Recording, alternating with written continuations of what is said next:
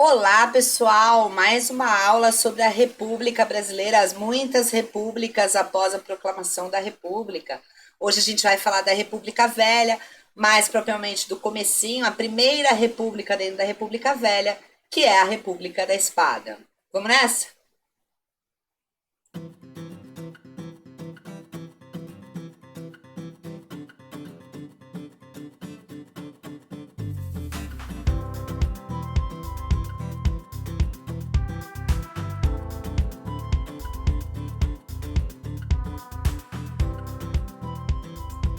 Muito bem, República da Espada, que vai durar de 1889 a 1894, ou seja, do início da proclamação da República até a nossa primeira eleição válida, com votos mesmo dos populares, dos homens maiores de 21 anos, que não eram militares, que não eram religiosos, que vão eleger Prudente de Moraes, o primeiro presidente da República Café com Leite, que é a próxima que a gente vai estudar.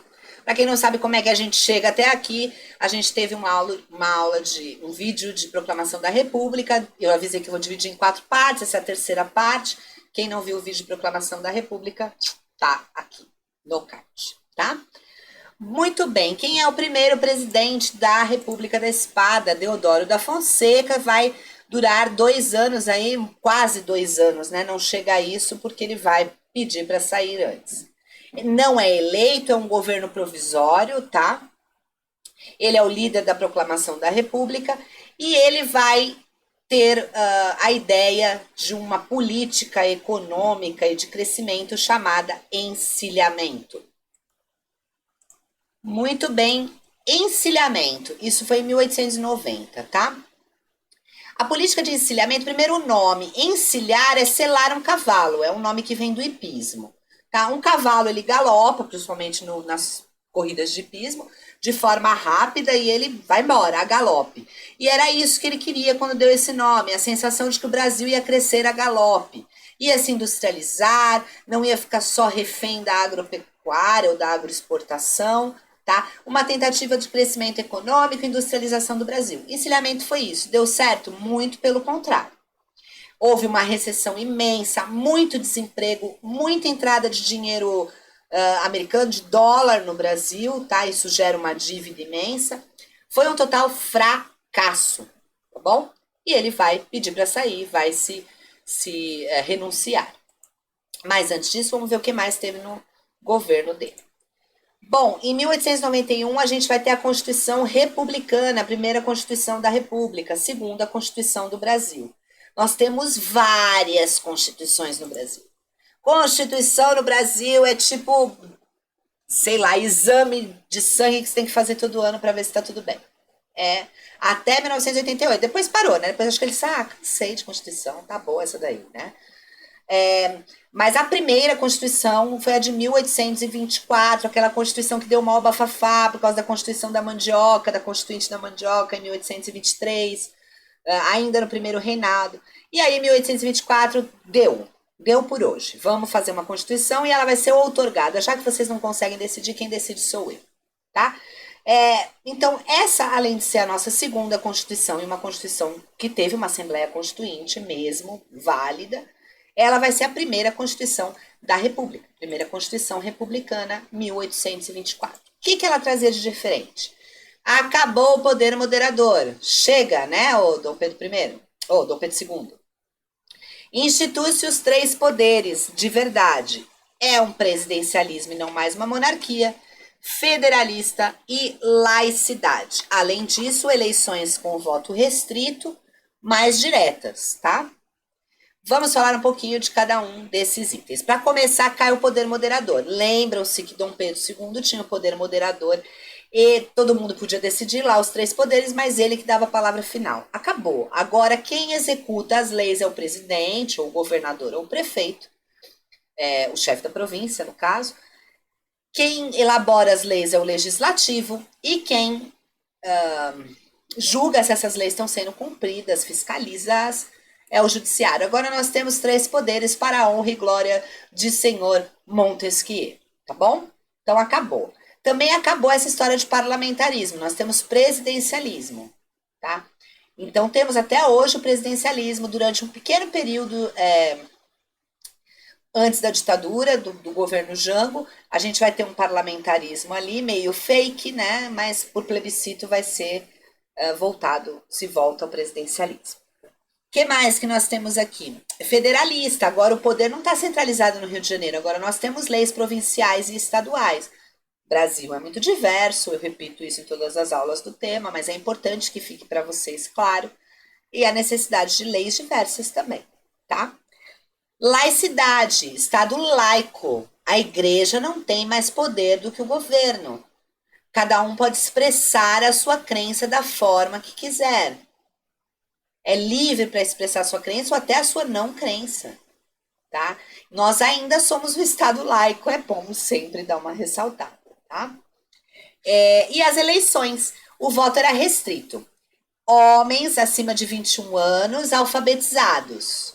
Alfabetizados, importante, tá, gente? Cai muita questão em vestibular que liga esse período ao voto dos analfabetos. Não podia votar analfabeto. Analfabeto não vai poder votar por muitos anos no Brasil, tá?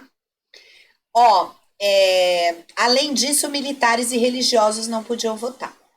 Militares, porque eles estavam sempre em contato com novas ideias e teorias, e aí eles podiam eleger quem eles queriam e dar um problemão para o governo, né? Já eram rebeldes.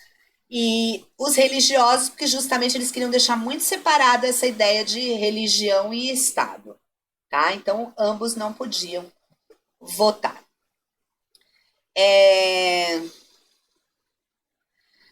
O voto não é mais censitário. Lembra o que era voto censitário? Você tinha que ter uma determinada renda para poder votar. Agora você não precisa mais ter essa renda. O que vai ajudar muitos coronéis que tinham essa renda. Eles vão acabar manipulando os votos. Mas, por lei, ele era um direito de quase todos. Mulheres não votavam. Mulheres não eram gente ainda, tá bom? Mulher não.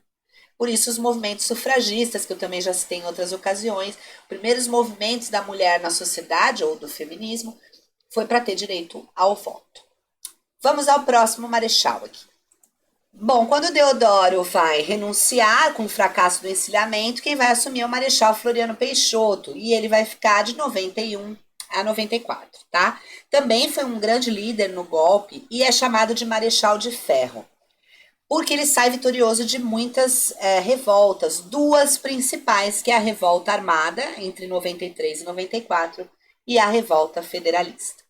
Bom, o que foi a Revolta Armada? Alguns marinheiros de Santa Catarina e do Rio de Janeiro pegam em armas e se voltam contra o governo, contra a República, tá? A favor da monarquia. Mas ainda tinha gente a favor da monarquia. É importante a gente falar o seguinte: quando um projeto econômico dá errado em um governo, eles vão recorrer àquilo que eles acham que funcionava.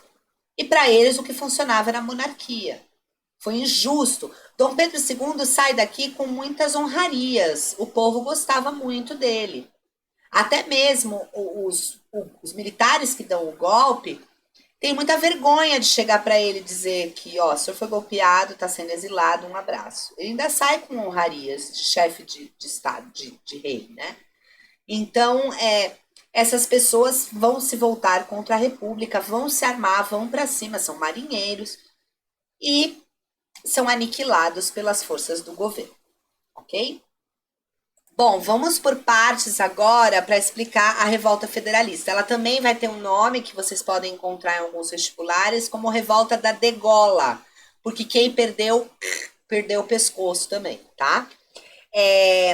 Aconteceu no Rio Grande do Sul, e era assim, os opositores do governo, tanto do governo castilhista, de Júlio de Castilho, que era o governador do Rio Grande do Sul, quanto de Floriano Peixoto, e aí quem se opunha aos dois, eram chamados de maragatos.